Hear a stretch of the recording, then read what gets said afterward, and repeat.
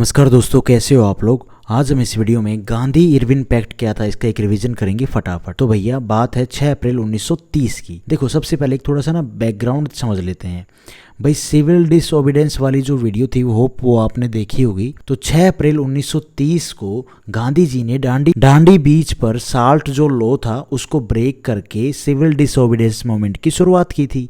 I have violated the British salt law to initiate the civil disobedience movement. Simon Commission published its report in May 1930। अच्छा ये तो बाद की बात है। And Simon commission publish its report in May 1930। और इसी के एक महीने के बाद यानी मई 1930 में साइमन कमीशन ने अपनी रिपोर्ट को पब्लिश कर दिया था। और इसी साइमन कमीशन रिपोर्ट को डिस्कस करने के लिए ब्रिटिश गवर्नमेंट ने नवंबर 1930 को लंदन में एक फर्स्ट राउंड टेबल ऑर्गेनाइज की थी। तो आईएनसी ने पार्टिसिपेट करने से मना कर दिया था क्योंकि आईएनसी ब्रिटिश गवर्नमेंट के खिलाफ सिविल डिसओबीडियंस मूवमेंट कर रही थी। Now British government wanted Congress to join second round table conference at any cost। अब भाई आप सोचो, एक पार्टी इतना बड़ा मूवमेंट लीड कर रही है जिसके पीछे पूरा देश खड़ा है, जिसे मात्र एक बार कहने पर 60,000 लोग खुशी खुशी जेल जाने के लिए तैयार हो गए। वही पार्टी इस कॉन्फ्रेंस को अटेंड ही नहीं कर रही है। तो इंडिया की कोई भी पार्टी जाके इस कॉन्फ्रेंस को अटेंड कर ले तो भी इस कॉन्फ्रेंस की कोई वैल्यू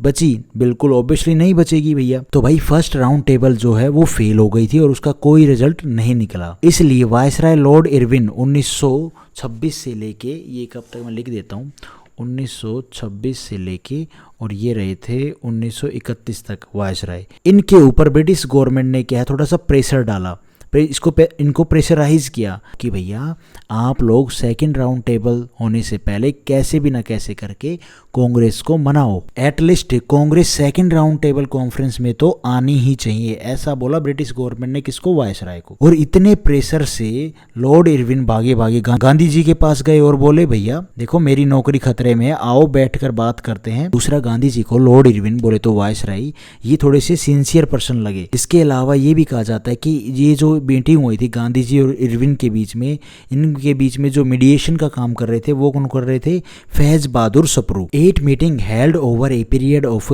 15 डेज। तो भैया गांधी जी और इरविन के बीच में 15 दिन के पीरियड में 8 मीटिंग हुई।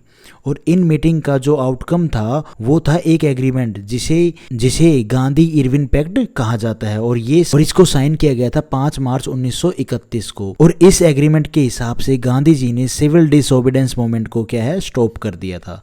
Gandhi ji stop civil disobedience movement. और इसी के साथ कांग्रेस ने सेकेंड राउंड टेबल कॉन्फ्रेंस में पार्टिसिपेट करने के लिए क्या है यस बोल दिया कि हाँ ठीक है भैया हम इसमें पार्टिसिपेट करेंगे।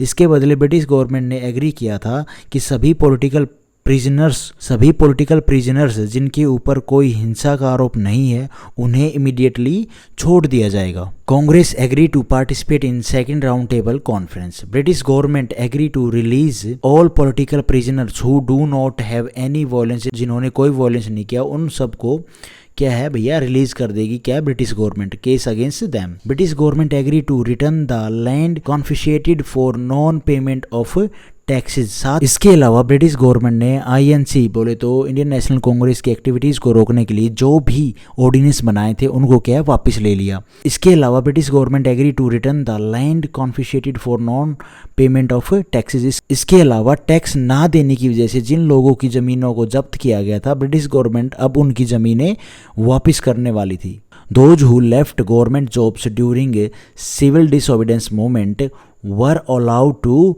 rejoin। और जिन लोगों ने सिविल डिसओबीडियंस मूवमेंट के चलते जो अपनी गवर्नमेंट जॉब को छोड़ दिया था उनको भी अब अलाउ कर दिया, वो रिजॉइन कर सकते हैं।